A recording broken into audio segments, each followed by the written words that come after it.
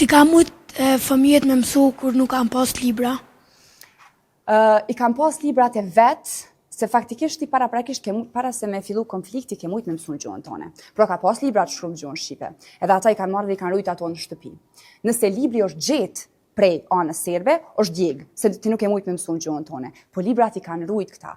Kur kanë fillu bombardimet e NATO-s, kur ka fillu tërheqja e trupave serbe, atëherë ka ndodhur mas shumë tikallja dhe dëmtimet e objekteve kulturore edhe trashëgimisë kulturore, që një ndër ta është edhe kallja e librave. Kam një pyetje.